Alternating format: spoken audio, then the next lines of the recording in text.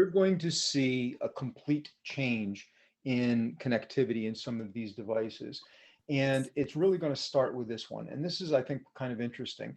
When we look at the USB market itself, it's expected, the Type C market's expected to hit about $127 billion in revenue by the end of the decade with a 29% CAGR. That's just astonishing growth. Now, that's the hardware and the software.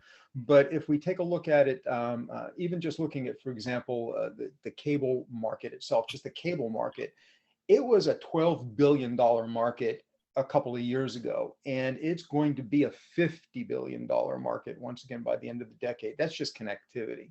So that gives you an idea of how pervasive this is globally. And what I think is really interesting is, of course, the last holdout on this happened to be the company that invented it. Apple was one of the primary companies in creating the USB Type-C connector itself, and were the last holdout with their Lightning connector on their iPhone. And now, of course, the European market, with the implementation of certain laws, is requiring universality in power charging and interfacing, and that's really moving everything globally towards USB Type-C. So that's kind of what's driving this amount of business that we're seeing. And when we start thinking about USB 4, think USB 4, Thunderbolt. These are essentially the same connections. And all of the USB that we're seeing today is going to fold over into this USB Type-C. It's really going to move quite a bit in that direction. The biggest changes we're going to see are going to be source devices and desktop technology. This is not a long length. This is not a structured cabling that's going to go in the walls or anything along those lines. I want to start our exploration by going into the USB that we've been dealing with for years, because there might be some things there that are a little bit interesting. There are certain elements of it that are carried over into USB Type-C without change, and there are certain parameters that we need to be aware of. So let's kind of take a look at USB of the past and see if we can't figure a few things out. First and foremost, of course, we know that there are a number of connectors, right? So there's the 1.1 and 2.0 are the same connector. We had a micro version of that. We had a mini version of that. We had an A version and a B version because the system is directional in terms of its cable. And that's got to do with the fact that there's a power supply. We didn't want the ability to connect two power supplies to each other.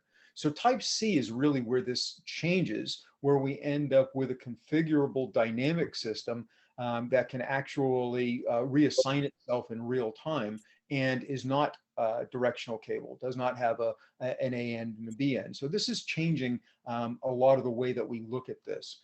When we see USB 2.0 and 1.1, the important thing to recognize is this. It is an incredibly simple system that was created first in 1996, had to be updated a bit before it really took the market by storm. 1998, USB 1.1 dropped. It was the most successful introduction of technology in history of communications. And it's based on just 4 wires. So pin 1 is voltage plus, pin 4 is ground, and pins 2 and 3 are a differential twisted pair for your data signal. So it's a really simple system that operates. There's not a lot to it physically. And because of that, it's pretty easy to live with. And we've all done this, right? It's really easy to extend it. We can use a super booster type product, which would have essentially is the same as a hub, a 1 input, 1 output hub. That would be somewhere in that link line. And we can get easily up to about 30 meters on that. We can also convert this into a format that can be carried across category cable. We can go as far as 100 meters that way. It's embedded into HD base T. We can go 100 meters that way. So extending USB 2.0, really pretty simple stuff. Here's one of the interesting things that I think we have to keep in mind, and a lot of folks are surprised by this. USB 3.0 has nothing to do with USB 2.0 at all. They are completely separate systems. And this really drives a lot of the problems, particularly with cameras. So I want you to kind of look at what you're seeing on your screen here. And if you see these 4 pins right up in the front, these 4 pins where it says the existing connectors, that is USB 2.0. And that's my ground and my voltage pin and my differential pair. Now, if you look at the pins in the back, those 5 pins that are a little farther in, those are the Type 3 pins. Those are the 5 gigabit per second signals that we're getting from our camera. What happens when I plug it in is first it'll make connections with the 2.0, then the 3.0. But make no mistake about it, they could be two entirely different cables. These systems have nothing to do with each other whatsoever. And that's one of the areas that we have a problem with when we start looking at things like a camera. So a lot of what's happening in a PTZ camera is we're sending the actual video content over the USB 3 channel because we have wider bandwidth and we can support 1080p at 30 frames per second with 8-bit color or something along those lines. And then the PTZ and all of the other lower data rates are being handled across the USB 2.0 pathway. Now, if you use a 2.0 cable, what'll happen is the camera can shift down and go, okay, you only have 480 megabits per second. I'm going to shift this thing down, maybe go to a 720p or whatever the case might be. And we're going to get your signal across that way at a lower frame rate. And that can really be kind of confusing because you're not going to get the performance you want because the two systems, they don't even operate the same way. When we start looking at USB 3.0, like HDMI, it's based on I pattern. So when HDMI first came to the market, basically the rules, the standard said there's no length limitation. HDMI can be as long as you want to make it, as long as the I pattern at the far end is within parameters, within specifications. Problem is they didn't tell anybody how to extend them, and it took a long time before we started getting HDMI that we could depend on. That was more than 10 to maybe 15 meters at the outside. Same thing happens here. We can extend USB 5.0 out to about 100 feet, out to about 30 meters. It is expensive to do this. And it's generally an active cable. So it can be a problem. We're looking at something like going through a plenum space.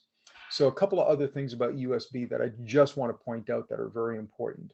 One hard aspect of USB that remains with Type-C is its layering topology.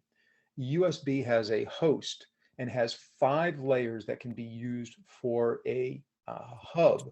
And that hub can be, a 1 in to 4 out or something like that. But there's only 5 layers. There's only 5 hops that it can have, and then it goes to the function. It's a 7-layer pyramid that remains. So no matter what you do with this, we have to be aware of those 7 layers. And things like an extension system are considered one of those hops, even though it only has 1 input and 1 output.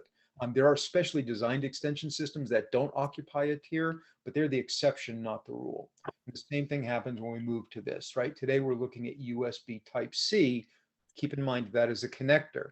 That connector can do an unbelievable amount of things. And that's both its strength and that's its biggest weakness as well, in my opinion, because there's so many things that it can do.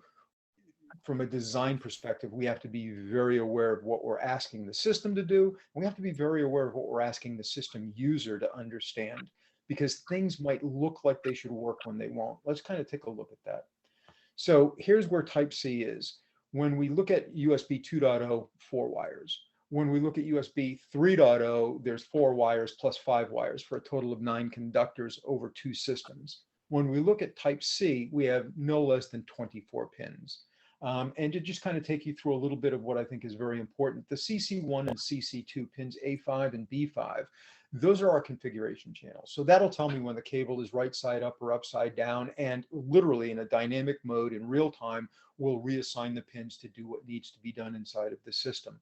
This configuration channel is also where we negotiate for power. So when I plug my device in, this is how it's going to know if it's got a charger associated, which device should be taking power, which device should be giving power. As you all may know, you can take a USB Type-C equipped phone and use it to charge your laptop, or the other way around, use your laptop to charge your phone, depending on who has the, which device has the most battery. So those are, I think, real game changers, those pins. And then when you look at A10, A11, and A2 and A3, those are our alternate mode lanes. And that's where the magic happens. That's where really being dynamic comes in on this. And that's where the video comes across it. I'm not going to take us through the rest of the pins. There's nothing we can really do. None of this is field terminable. But we should just be aware that these pins are assigned based on what we're asking the system to do at any given moment.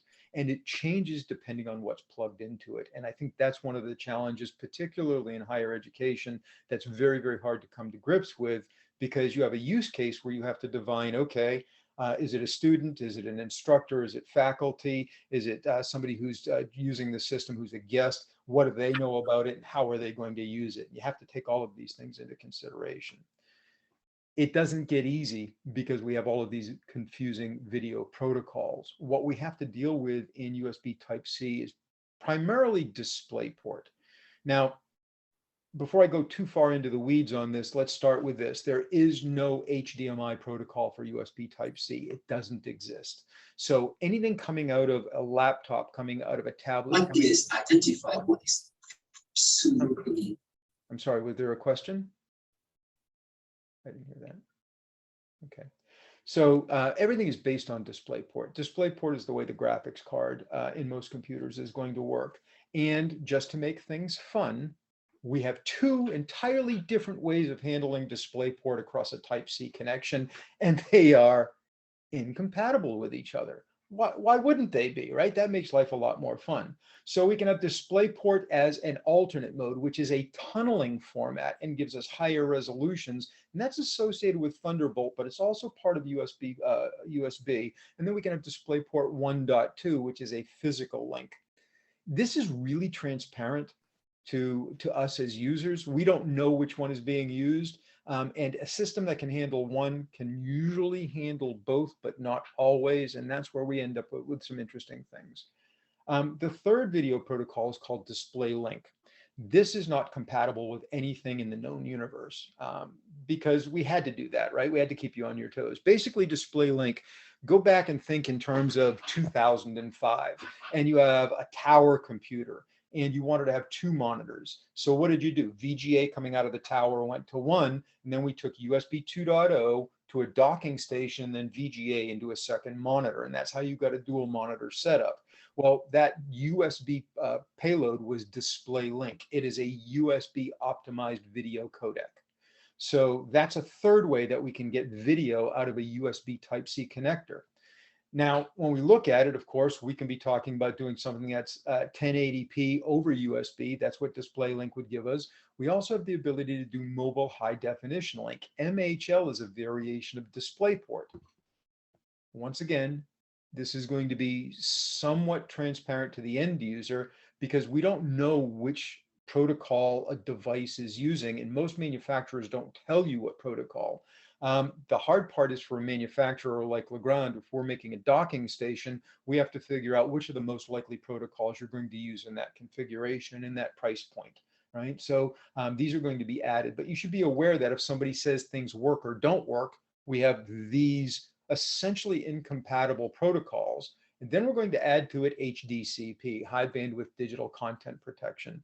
And I've got a wonderful training, by the way, on that. If you're looking for something for your 2023 lineup, that we can talk about HDCP and the way that that has evolved as well. Very complicated, of course. And if we think back to around 2010, this is when we began seeing issues arise with primarily with Apple when they adopted the idea that HDCP is going to be hardware-based and not flag-based. And they drove the rest of the industry to this idea. And we may have seen some issues as they were rolling out, for example, iOS 9 and things like that.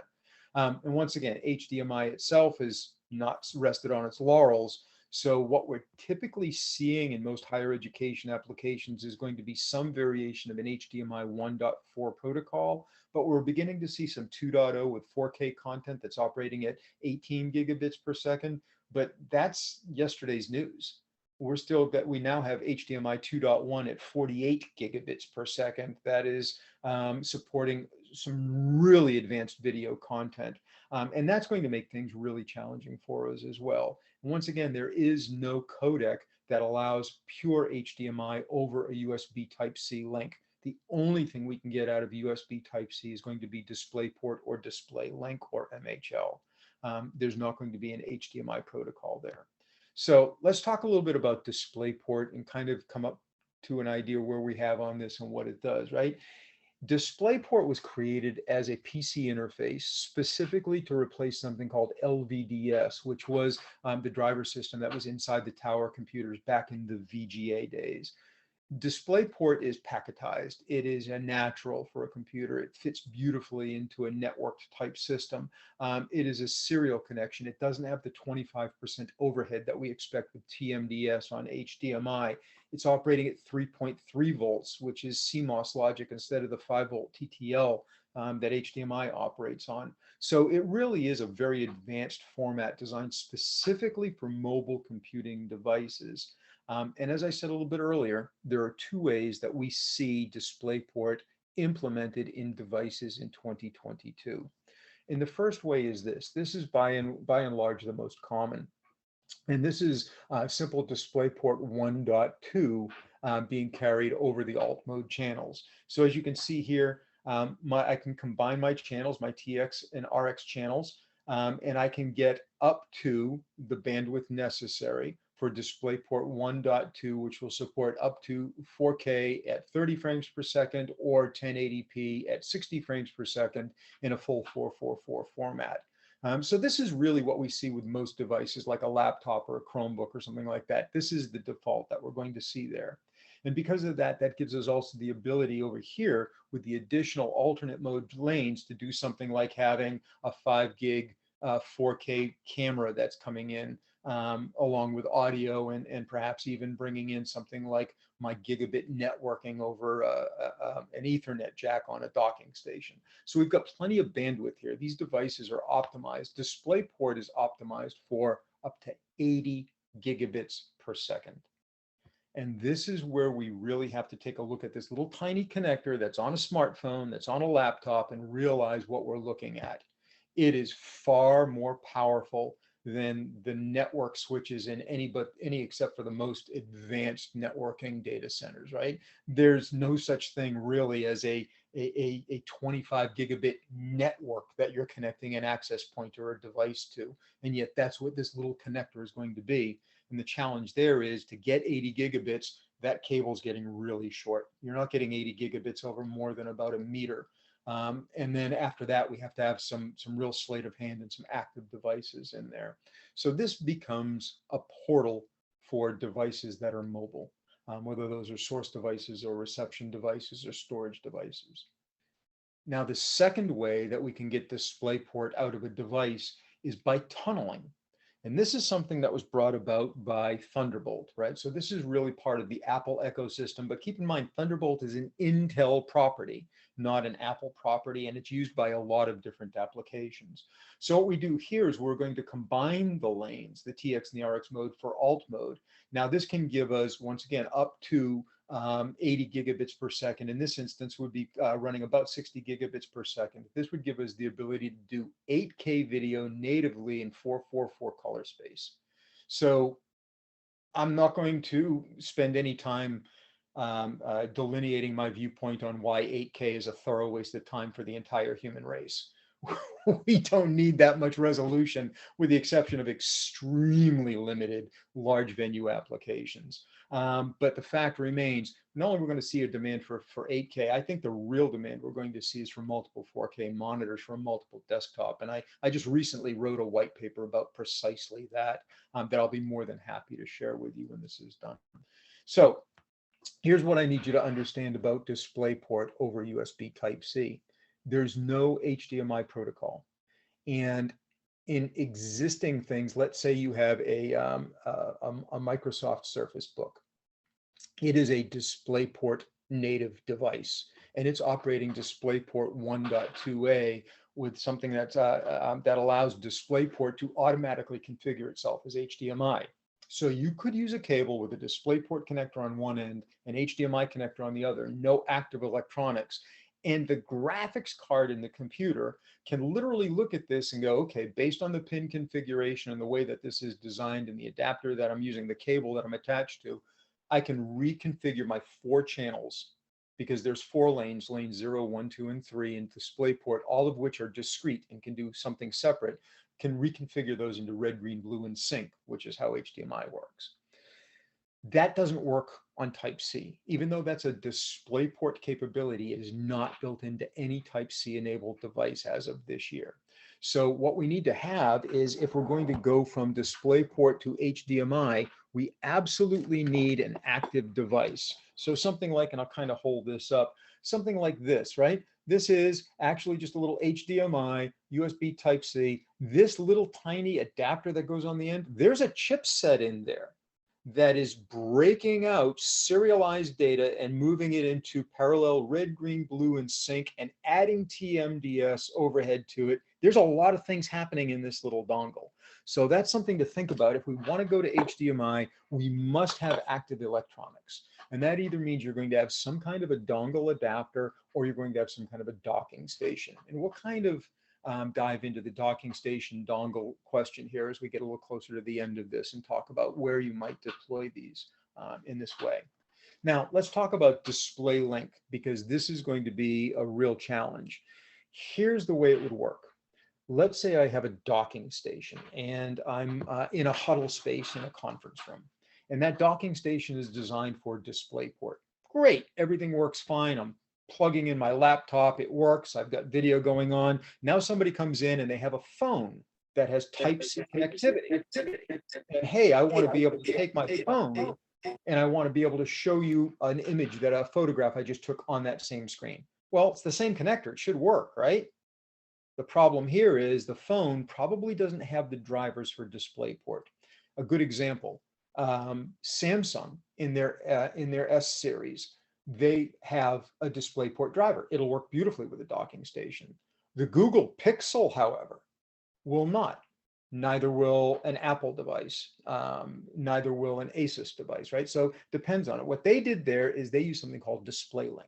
DisplayLink is that USB payload that came out of the earliest docking stations in the 1990s. It's been with us for a while, and it requires a software rendering engine in the device, which we can put into a dock. Now, here's the problem. You're going to see DisplayLink on something like a smartphone or a tablet that doesn't do DisplayPort over alt mode. To the end user, it's got the same connector. Why can't I get the image on there? It should work. And it's because we need to have something that has DisplayLink, which is where the docking station makes a lot of sense. We can have a docking station with DisplayLink. Some monitors would have DisplayLink as well. Doubtful that many projectors would have this as well, though, but some flat panel monitors might have it. Just to kind of point this out, one of the more common applications for this, there's a product out there right now using DisplayLink, the Lenovo's got a wonderful little Chromebook that sells for like $200. Very powerful, removable keyboard. It's a tablet. It's just a killer piece, DisplayLink, which means you're going to connect it to some things that might not work. The device is fine. It just doesn't have the ability to do DisplayPort over alt mode. It's a DisplayLink native device. We're going to get back to that when we talk about docking stations in a minute. I want to continue to kind of take you through the maze that is Type-C, because it can do so much stuff. It's overwhelming, and that's why it's important for all of you to really have a good idea of what it's capable there, so we can begin thinking about how do we address this in a classroom, a conference room, a huddle space, or an auditorium. Let's look at power and charging. When USB Type-C was first proposed, the idea was, USB was very low power. From the very beginning, it was never more than about 5 watts. Apple really pushed that with their iPhone, and I can't remember which model it was, might have been like the iPhone 5 or whatever, where they went to 15 watts to charge it. And of course, they were selling a 15-watt charger. Nobody else had a USB 15-watt charger, which I think is kind of funny today, right? So it's 5 volts, 3 amps. That's how the system was working. USB Type-C has got a shifting voltage level that goes from 5 volts all the way up to 20 volts and goes from 3 amp, can actually go all the way up to 5 amps, giving us 100 watts. And there was some interesting symmetry there because it kind of mirrored what we were seeing in PoE, right? So if you look at the latest PoE++ standards, in fact, Cisco even has a brand new PoE++ switch, and one of their use cases is charging devices at 90 watts at the end of the run from their switch. So that's pretty cool. But here's where the USB Implementers Forum lost their mind. And this is why you shouldn't let people drink and design electronics, I think.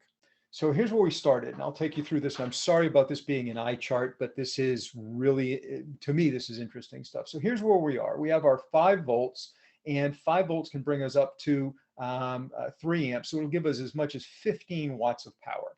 Now, if I'm going to do something more than charge my phone, let's say I want my phone to fast charge. Most phones will fast charge at 30 watts of power. I can shift to 9 volts at 3 amps. That'll get me up to 27 watts of power, no problems. That's most smartphones fast charging.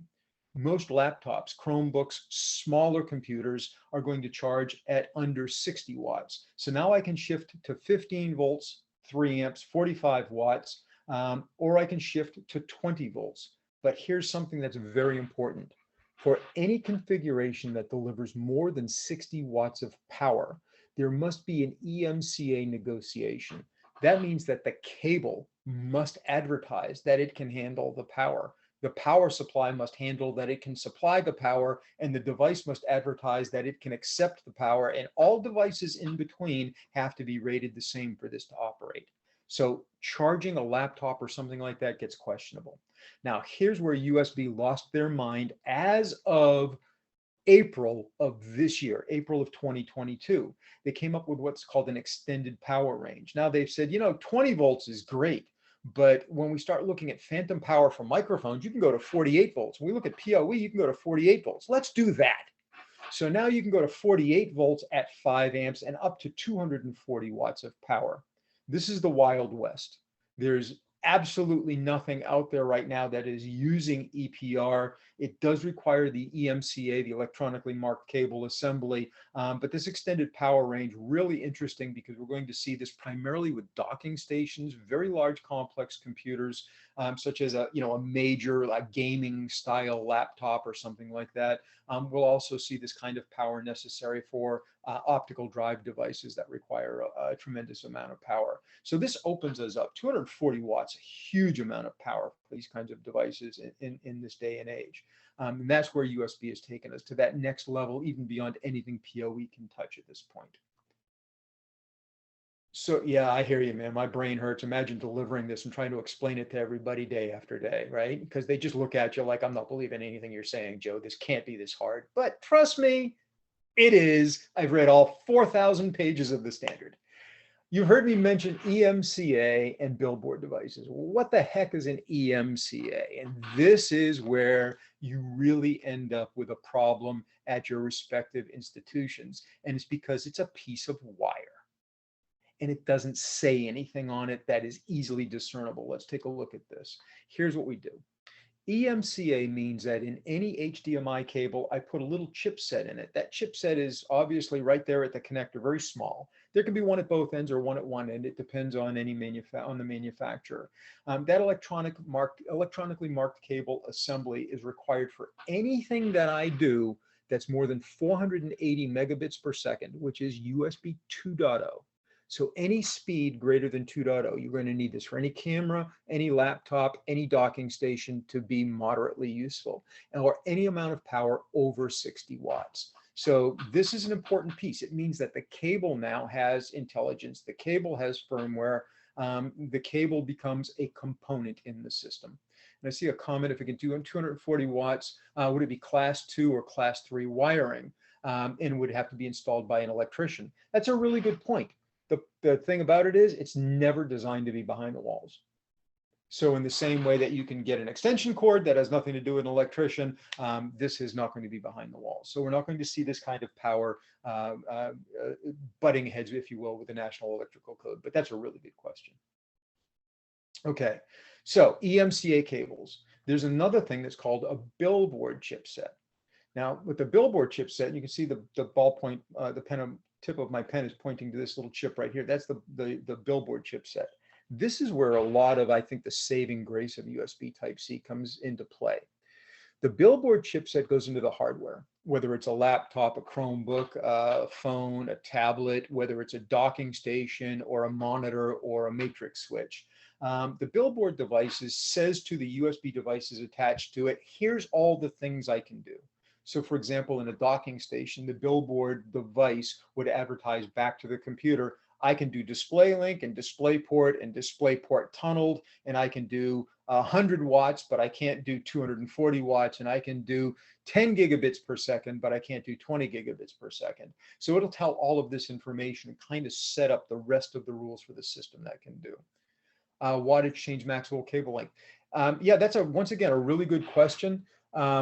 When we look at this, the cabling, if we increase voltage to 48 volts, it's really easy to insulate any cable for up to 600 volts. Most RCA cables that you used for analog audio for your CD player are insulated to 600 volts. And that's why we have to do a negotiation for anything that's over 3 amps of current, because that's where we're going to start getting into some the requirement of copper to carry a little bit more power and possibly heating it up. But generally speaking, we don't have a problem with power over the cable length. We have a problem with bandwidth over the cable length. And I'll definitely get into that as we go on. So getting back to the billboard devices, one of the things that I think is cool about a billboard device is that the way it was designed, it actually provides its capabilities in a human readable format. If you haven't experienced this, here's the experiment that I want you to do. You probably have a smartphone with a USB Type-C connector. And if you don't, your next one will, okay? Find somebody else with a phone with a USB Type-C connector and take an electronically marked cable assembly. It will say on the cable that it's EMCA. It'll say 3.1, it'll say 5 gig, it'll say 10 gig, whatever. It'll indicate that. Connect one phone to another and take a look at the menus that come up on the phone. And it'll ask you, do you want me to charge or be charged? Do you want this to be the host or do you want this to be the client, right? So there's a lot of things that are going on. Huge amount of information in this. Okay, here's where I told you that USB lost their mind. What they did was they said, okay, we've got this thing USB 4 and it can do 50 different things. And then we got this other thing called Thunderbolt 4 and it can do all the things USB 4 can do. USB 4 is a subset of Thunderbolt. So if you have a Thunderbolt thing, you have everything USB can do. Thunderbolt goes on and says, we're going to do just a couple more things at a couple of higher speeds. Basically, Thunderbolt is for the crackpots. If you're a hardcore gamer, if you're a musician, if you're a videographer and you need to move huge files and you've got really state-of-the-art equipment, that's where you're going to be able to see some of that capabilities being used, right, is in Thunderbolt. For the most part, most people, even with an Apple device, are going to be using the USB capabilities.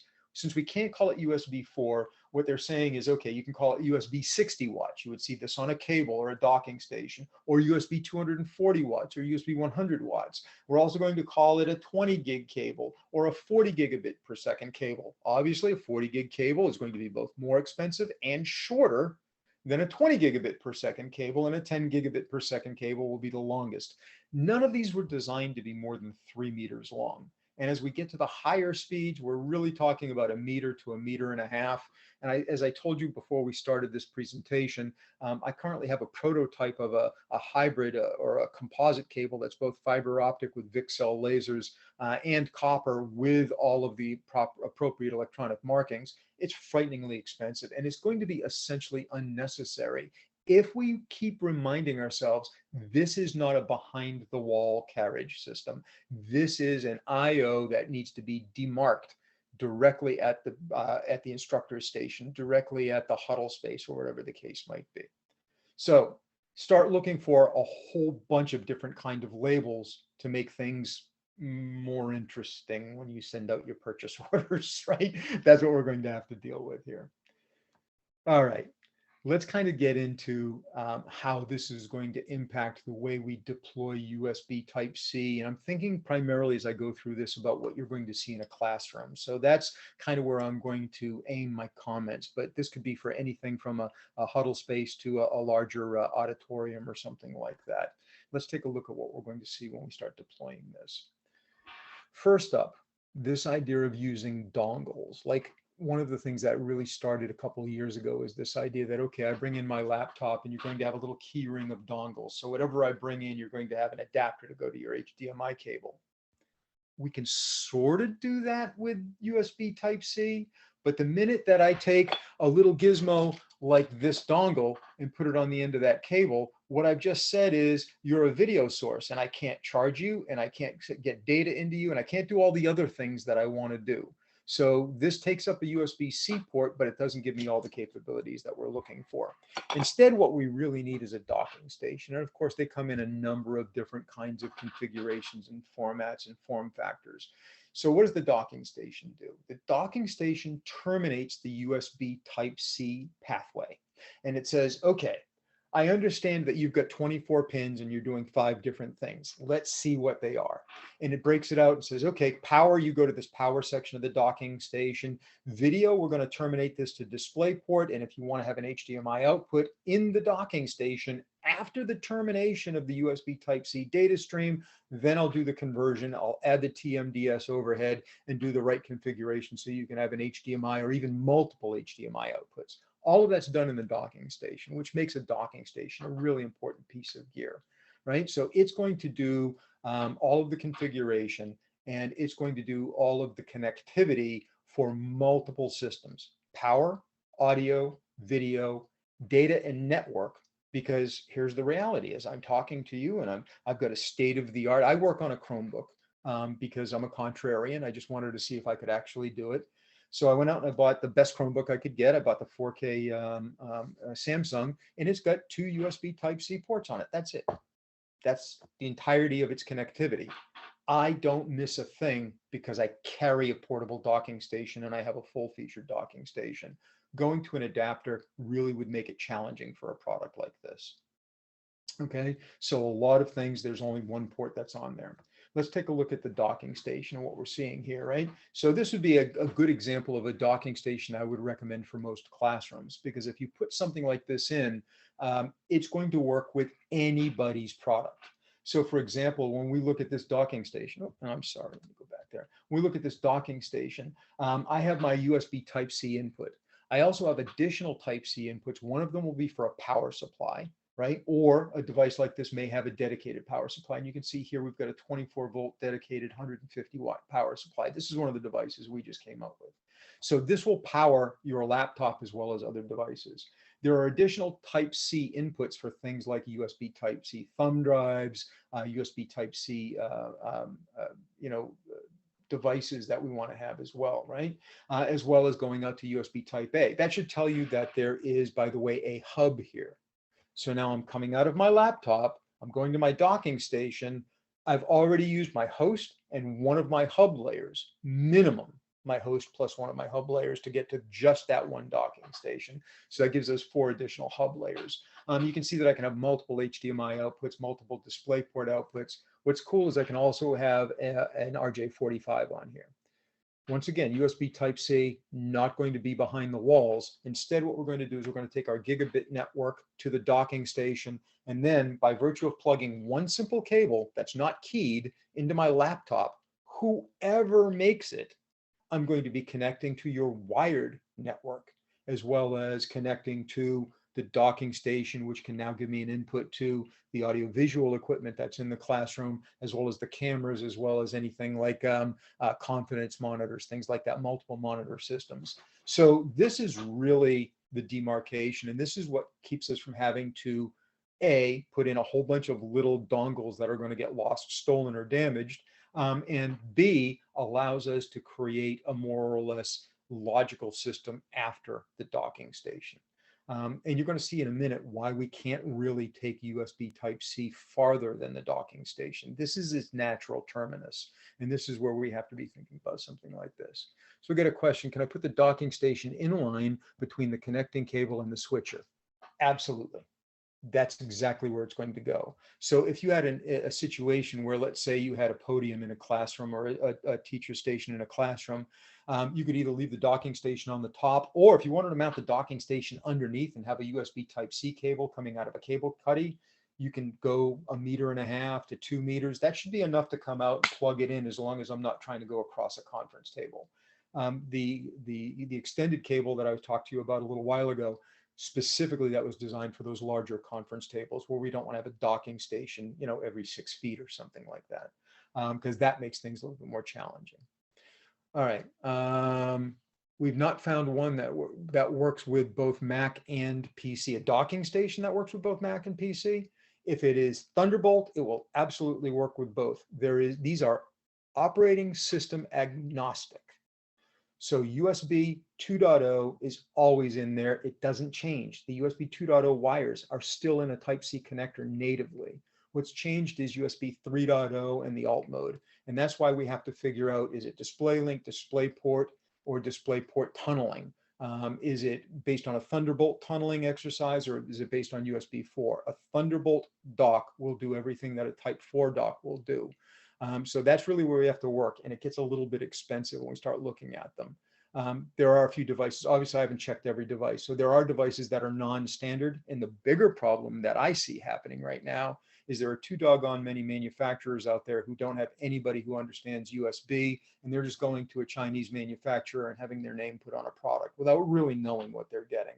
That's going to be the biggest challenge we're going to have. And that, frankly, is something that we did deal with HDMI.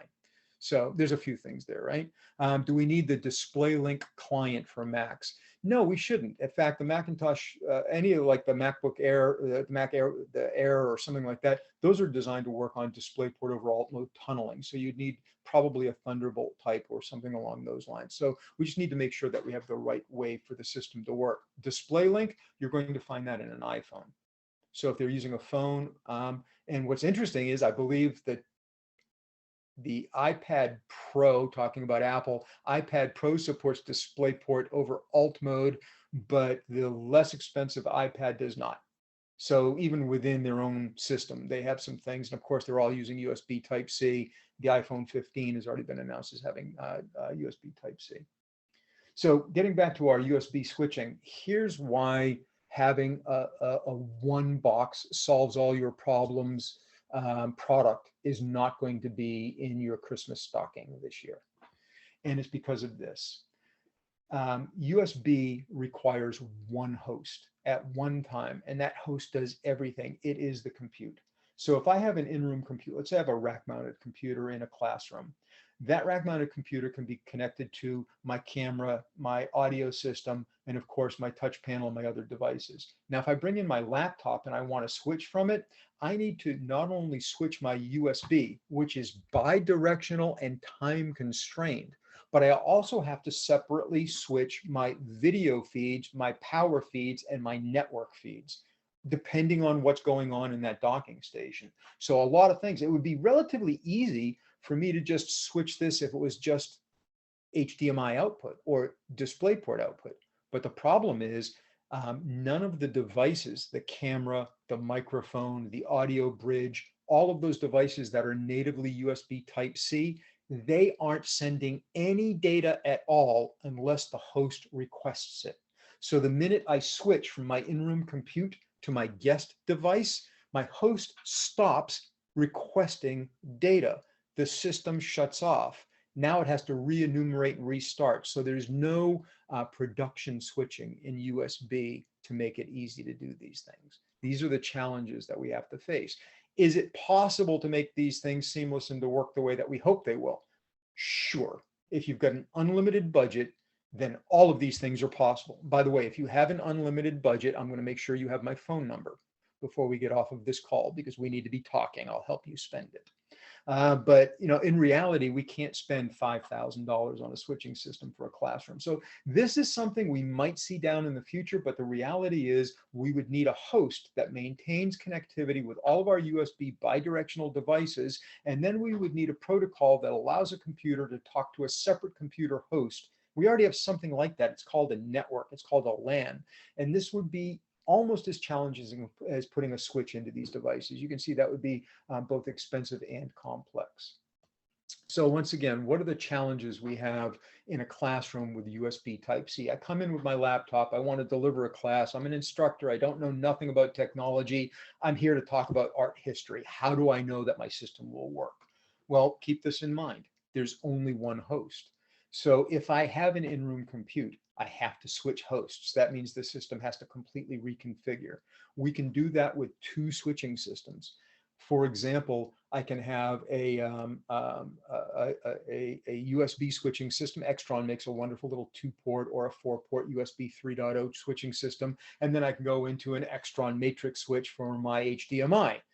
It's expensive and complex. And yeah, they do talk to each other and they do work, but that's going to flex your budget a little bit for those kinds of classrooms, right? So we only have one host. The devices can't be shared by multiple hosts at the same time. And for anything to switch between hosts, it has to be hot plugged. It has to be disconnected and then re-enumerated. And enumeration in USB is exactly like an IP address on the LAN. The difference is we're doing this with a 7-bit system, which gives us 127 downstream facing ports. So a little bit less in terms of the amount of data. It's a 7-bit system, but still it has to go through the same enumeration system, and that is done by the host from the beginning. When we think about this, it's the host that's initiating it. So simply switching to my computer doesn't do enough. I have to have my computer on, and then when I switch to my device, I have to go back, and just like I did before I started this presentation on Zoom, did it recognize the camera? I've got 3 cameras connected to my computer. Which one did it recognize? Which microphone did it recognize? Is it doing it the right way? This would require that art history instructor have some knowledge of how their computer works. Oh, I'm talking, but you're not getting my voice across this system, or you're not hearing the audio coming from my content. I'm going to have to go in and reconfigure my computer so that it knows which device to talk to. Not the biggest problem in the world, but certainly not an easy thing to do. And a question came in, hot plug at the end user or at the switcher? Well, it's going to be a hot plug for the computer. It's going to have to enumerate. So it's the host device. The switcher will remain solid, right? If you have the switcher on channel 3, on device 3, and my docking station is connected by device 3, we don't have to re-enumerate that channel. But going between the computers connected to the docking station, those need to be re-enumerated. That's why it's a little bit challenging, because it is bidirectional. And this last part is the part that makes it physically incredibly expensive and challenging for a manufacturer to build what you hope would be an obvious and simple solution to our problems. In USB, there is no compression. We cannot compress the data. The data is already compressed. And then the other thing is, they must arrive on time. There is no room for negotiation. It has 4 entirely different systems, including an interrupt system for keyboard commands. It has a control system for internal configuration communications, which we don't deal with at all. And then it does isochronous transfer or bulk transfer. And those are somewhat speed limited, right? So all of this is happening, and they must happen on time. There's no clock stretching, there's no compression, there's no resending of packets, there's no negotiation. USB was designed to be a way to connect your keyboard and mouse to a tower computer at your desk. That's where it started in 1996. We've just added bells and whistles.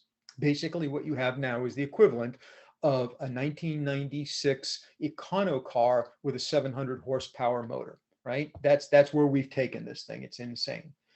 So we've got a lot of things that are happening here with our switching.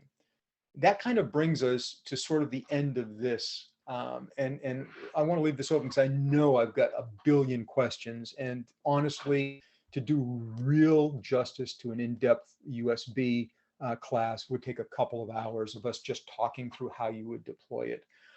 But I want to kind of put this out there, right? USB 4 is kind of like what happened with Wi-Fi. In fact, it's the story of Wi-Fi. We had Wi-Fi 802.11a, 802.11b, N, AC, yada, yada, yada. Finally, they went, you know what? It's Wi-Fi 5. And this new thing is Wi-Fi 6. And the other new thing that's coming out is Wi-Fi 7. And you can go out and buy the one that you want. And 6 is better than 5 and 7 is better than 6. Great. USB 4 is the same thing. Everything that was USB 3.0, 3.1, 3.1 Gen 2, it's USB 4 or it's Thunderbolt. Those are the two things, right? So USB 4 is a global standard. Thunderbolt is a global standard. Devices that operate on this are operating on global standards. USB 2.0, it hasn't changed one iota. In the center of those 24 pins are 2 pins that are the twisted pair for data for 2.0, 480 megabits per second. If I don't have an EMCA marked cable, that's what I've got. I've got a USB 2.0 system. So 2.0 is always embedded. We have power transfer now to 240 watts, but I want you to remember, for any practical application over 60 watts, I must have an EMCA rated cable that's designed for that 60 watts, as well as a docking station that can handle it. Most docking stations can handle 100 watts easily. I've yet to find any device that requires more than 90 watts to charge. And even those devices, as an example, my company gave me a Dell PC that I barely use anymore, but it's got a Type-C connector on it, and it's designed to charge at 90 watts. But if I plug it into my 60-watt charger for my Chromebook, it will still charge, albeit a little more slowly. You'll get a little thing on screen that'll say you're connected to a low power charger, and it might not charge if you're using the computer.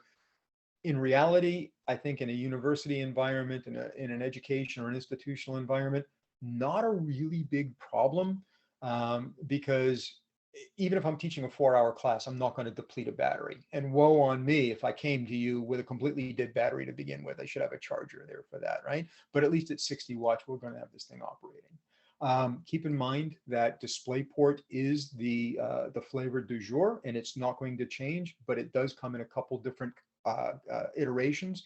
DisplayPort 1.2 can support up to 4K at 30 frames per second and is pretty much involved in every device that's out there. Those devices that don't do video at all, such as some smartphones, some tablets, and a couple of Chromebooks, those are using DisplayLink, right? And DisplayPort's used for all the others. And then as we go up the food chain to the more sophisticated 4K type devices, we may see DisplayPort over alt mode, which is a tunneled type system that's used inside of Thunderbolt. Now, the nice thing about that, if I've got a Thunderbolt enabled device, it will by definition have DisplayPort 1.2.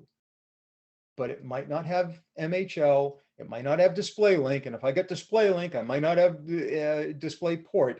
So it's kind of up to you guys to figure out. And one of the easiest ways to do this is to get a docking station that supports both of those both of those formats, DisplayPort and DisplayLink.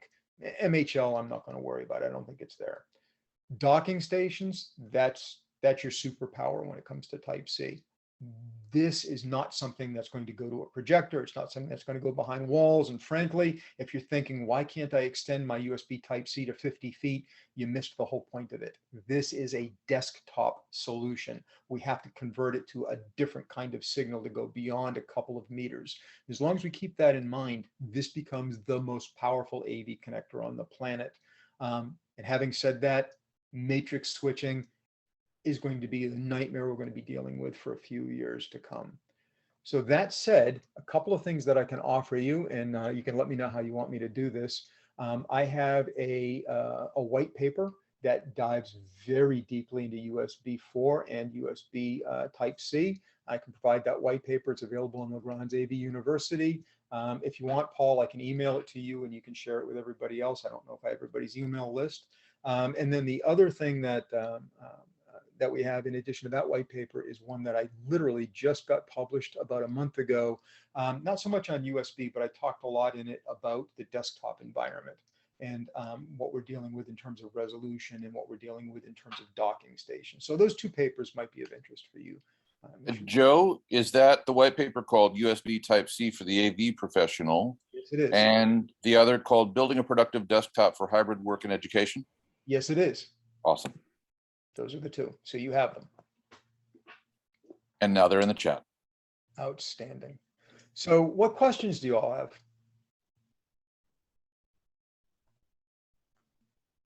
Could you just explain what DisplayLink was again? Sure, I'll be more than happy to. Let me just do this and I'll go back to my DisplayLink here. Because for instance, I have a Pixel, Okay. Pixel phone.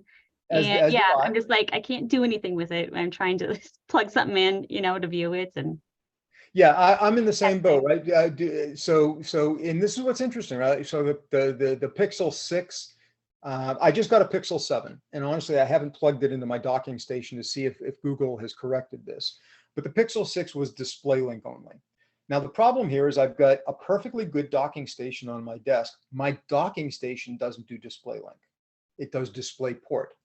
So my Samsung computer working fine with it. I plug my lap or my phone in. I can listen to music, no problems. I can transfer files, no problems. I can get onto my network, onto my wired Ethernet, no problems. I'm not getting anything on my screen. My phone wants to see a rendering engine. The rendering engine is a firmware engine, right? So the rendering engine will exist either in my laptop, in my monitor, right? And some like USB Type-C native enabled monitors will have DisplayLink built into them. So you could plug your phone in and then you'd be able to see your pictures. obviously the other thing you can do is, you know, you can shift the content to another device that will have the right kind of protocol. But yeah, when you start looking at something like a Pixel, it does not do DisplayPort over alt mode, because Google never thought you were going to be delivering a class or doing this kind of material with a smartphone. They kind of left that to their Chromebooks and their other devices. And there's other examples. If you look at, for example, an iPad Pro, this is $1,000 device. And if I take an iPad Pro, that's also USB Type-C, and I plug it in here in my office, it will work beautiful. And I'll get a picture on my monitor. Guess what I won't get? I won't get my cameras to work, because it doesn't have the drivers to accept external cameras onto an iPad Pro. So I could not do this conversation. I could not teach this class with an iPad, even though you would see my content, you wouldn't be able to see me on my camera because it wouldn't recognize the camera. That comes down to, we have to talk about the various manufacturers. So DisplayLink, once again, is a pure USB payload that can be transported across USB 2.0 or 3.0. It uses some really nifty compression algorithms. It does support up to 5K, which can give me a 21:9 signal at 1440p vertical resolution. So it can do some pretty amazing things, but it is a USB payload. And if you had a docking station in a classroom that had both DisplayLink and DisplayPort, then for you as a user, it would be much more transparent. You'd plug it in and you'd get something. If I only had one capability or the other, then it's a crapshoot. If you walked in with your phone, you might not get it to work, although it would connect. You would think it would be fine. The reality is it won't, because it just doesn't have that, that feature set built into it. Did that answer your question? So I guess you have to find something that has DisplayLink built into it then? Yes, I over just a docking station, because in the docking station will terminate the video feed. So the docking station takes the DisplayPort coming out of the device and says, okay, we're going to stop here, and then I'm going to be the source, right? So it does like kind of what a Crestron matrix switch does. A Crestron matrix switch looks at the source and says, I'm the sink. And it does the HDCP negotiation. Then it looks at the sink and says, I'm the source. That's why they're expensive, because there's a lot of stuff on both ends of that input and output. The same thing is going to happen here with this. So we're going to have a docking station that can do kind of that same negotiation with both pieces. And that's why having a docking station that's both DisplayLink and DisplayPort compliant will save you a lot of hassles in most institutional applications. Follow-up on protocols. Is there an easy way to determine which protocols are supported with your billboard device? No. No, there isn't. I'm not saying that to be flippant. Here's the problem. And I've been fighting this since 2014. One of the things that we're not getting is manufacturers who know enough about these products to publish specifications that are useful to you. Most manufacturers that are building this, and I'm going to give you an example, and I'm certainly not picking on them in any way, shape, or form. But if you look at something like, let's say, a Kramer, they just came out with an HDMI USB switching device that's designed specifically for classrooms. It's a brilliant device. It's about $1,000. It works quite well, right? But one of the things they're not telling you is, okay, how is it handling DisplayPort 1.4, 1.2, DisplayLink? When you start looking at it, that stuff is really way back in the specifications. And even then, I haven't gotten through all of it, but you've got to really dig through it. And in many instances, they didn't even know to test it with some of these configurations, right? It's not that they're not building the product, it's that there are chipsets that are being built by chip manufacturers that are in their products that have capabilities that they may or may not have turned on. So that device works well, but you're going to have a problem with it. For example, if I'm trying to connect to a wired network, Type-C, it will not pass through my Ethernet. It doesn't do that. It's video only. It does not do data. They say that, but along the way, they don't really delineate the kinds of protocols they're using for video. And that's on the manufacturer. And what we need to do is we need to start telling manufacturers, this is what I need you to tell me about this product, either through feedback through their rep firms, when we see them in shows, I went to AVIXA and actually tried to get a committee formed so that we could create guidance for manufacturers on what we should publish about our products. And the problem is there's very little appetite to take that kind of a project on. I think that'll change. I think that'll change once again as we see this becoming, you know, a $50 billion wire market by the end of the decade. And make no mistake about it, every other USB connector is going to go away. You're going to see some cameras with 3.0 blue connectors on them for a number of years, but the only thing you're going to see on laptops, tablets, and phones is going to be Type-C, and that metamorphosis will be complete, I think, by 2025. Joe, I got a question for you. I hope I didn't miss it or anything, but in the sorry, the differences were Thunderbolt and USB-C. Are there possibilities where you could get a cable that is only Thunderbolt or only USB-C or anything like that?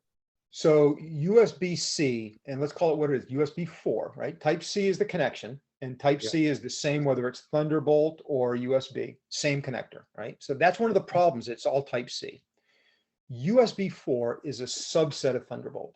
So if I have a Thunderbolt device, everything that's in Type-C, that's in, USB 4, which would be DisplayPort 1.2 over the alt mode, as well as some of the other features, all of those are incorporated into it to the extent that the manufacturer put those features in their device. So Thunderbolt is a grown-up version of USB 4. It's got all of that stuff. USB 4 may not have the ability to do do DisplayPort 1.4 tunneling, or may not be able to do PCIe tunneling or LVDS tunneling in more advanced situations, because that's a Thunderbolt feature, not a USB 4 feature. So Thunderbolt has got more features, but it always has all the core features of USB 4. Yes, and one of the question is there a difference in the cable you would need to use when plugging into a port on the device, whether it's either or? If you have a Thunderbolt cable, it'll work for either one of them. If you have a USB Type-C cable that is rated for USB 3.1, 5 gig, 10 gig, it will work for the USB-C features, but it would not work for Thunderbolt features. So once again, if I had a Thunderbolt cable, it'll do everything a USB 4 cable will do. And let's go back to this. And then as you're looking that up too, once that dang cable is out of its package, how do I know what its capabilities are? Let me see, where's my slide? There it is. No, that's not it. Because what I'm worried about is we're testing all this stuff and now all of a sudden I got a USB-C cable and, oh shoot, it's not even the right cable, or it's not even up to the specs we're looking for, and I don't even know it because it's out of its package. So the newer cables, and I don't know if I have one here, I think I might, let me just take a look at some of the cables that we have. I probably should add some of these out, shouldn't I? Have one out? No, I do not. The cables today are going to say on the cable connector, it will have an icon that'll say 10 gig, 5 gig, 10 gig. It'll say either super speed plus. It'll have, those are the legacy devices that we're seeing now, the legacy markers. What you're seeing on your screen now, these are the way that USB Implementers Forum requires these cables to be done in the future. So for example, if you were looking for a standard cable for a classroom, you'd be looking right here for a USB 20 gigabit per second, 60 watt cable. Why would I look for that? Because 60 watts will charge 90% of the laptops that are out there. It'll do anything that you want. I don't have to worry about a bigger power supply. And 20 gigabits per second means that this cable would support DisplayPort tunneling for up to 4K video, no problems. And it's also going to be likely that this will be available in 1.5 meters or maybe even a 2 meter length to go into a cable cubby or into a docking station if you if you mounted the docking station inside of the piece of furniture. So this is what you're going to see going forward, is these kinds of labels where it's either 20, 40, 60, 80 gigabits per second, 60, 90, 100, 150 watts, whatever the power might be. You're going to look for that combination. The lowest common denominator would frankly be a 60-watt cable, because there's no EMCA below 60 watts. So that's telling me that it can do any power up to 60 watts at 10 gigabits per second. That is the absolute lowest common denominator. 20 gigabits per second does give me the ability now to handle 4K video. And keep in mind, I could have as much as 5 gigabits per second coming in from my camera if I have a 1080p camera or 4K camera that's being used that are USB cameras. So a lot of this has got to do with how are we connecting the devices? What are we going to do? But coming off of the docking station, a cable like this, and that's how it's going to be marked. These are the markings that you'll see coming in the forward. How do we differentiate Thunderbolt from non-Thunderbolt? Thunderbolt will literally have a lightning bolt logo on it. So I wish I'd taken my cables out. I wasn't even thinking I could hold one up here, but it'll literally have a Thunderbolt logo on the connector, and it'll say Thunderbolt. The biggest way you're going to tell the difference between a USB 4 cable and a Thunderbolt cable is the Thunderbolt cable is going to cost twice as much for no apparent increase in performance. It's a Thunderbolt licensing thing. It's a slightly different Thunderbolt than the USB charging Thunderbolt. It's correct. Slightly different. Yes. And it should actually say something along the cable printed on there like T3 or T4 for Thunderbolt 3 or Thunderbolt 4. It will be marked. Thunderbolt cables are expensive. Thunderbolt is an expensive topology. They're going to advertise it as being a Thunderbolt device. Is there any way to tell on cables that aren't properly marked? Okay, that's a really great question, because here's where you get a bigger problem. So I just bought a Google Pixel 7. This is a $1,000 phone, right? It should do everything in the world. And in there is a USB-C cable. Well, great. It doesn't have any markings on it. It's just a white C to C cable. And that's awesome. It worked beautifully for me to set up my phone and connect my two phones together. If I bring that into a classroom and plug it into a docking station, I'm not going to get video. If it's not marked on the cable, it doesn't have the feature set. And that means that it's essentially going to be relegated to USB 2.0 speeds and to under 60 watts for charging. So if they're not properly marked, then short of plugging them in and seeing for yourself how they work, honestly, the best way is make sure you're working with a manufacturer that you can trust, and you can say, this is what I need. I need a cable that does this, and you know, let them provide you with a part number and a competitive price on it. So next question, I did not catch whether USB 4 can be extended over category cabling even for limited functionality. All right, that is a loaded question. And here's the reason for that. I can extend HDMI over a category cable. I can extend USB 2.0 or 3.0 over a category cable. I can extend DisplayPort over a category cable. I can't extend all of them over a category cable. So it depends on my extension system, what I intend for it to do. And that's why I gave the specific example of the Kramer switching system that's Type-C and HDMI. It is USB 4. And it obviously is part of a switching system, but it is only the output part of the USB. It's only the audio video part of the USB and some of the camera coming in. It's not doing data. So I can't have a thumb drive connected to it. I can't have anything else, right? I'm not even sure.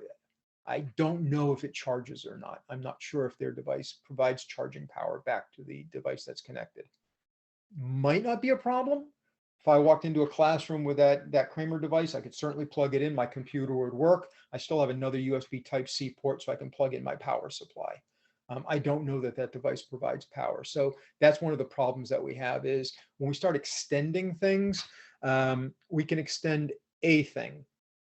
I've only seen one cable that can extend all of these things, and that's a prototype that I have. Doesn't look any different than any other thick Type-C cable that you might see, other than it's fiber optic and VCSELs. And I got to assume if that were to hit the market as a product, let's say at CES in January, Xiaolin and his company brought that to market, I don't see that product selling for less than $500 for a 30-foot cable. That's an insane amount of money. If you need it, it's a $500 solution. My advice would be, let's try to find a way to not need it. So anything else that I can answer for you guys before we're done for the day? Like I said, there's so much to this. The white paper, the docking station white paper, I think is going to be very helpful for you. That should give you a lot of information. And that's about what I've got. Joe, we really appreciate you being here with us today. And we thank LeGrand for allowing you to be here. This has been just awesome. I think we've all learned a lot. Hope I didn't give you too much of a headache right before the holidays. Yeah, this is one of the things where sometimes I wake up in the middle of the night going, this stuff's never going to work. The headache started a long time ago. You're our aspirin, so. Thank you. I appreciate that. I do. I appreciate that. If there's nothing else, then we wish everybody a good evening and a great holiday coming up for everybody.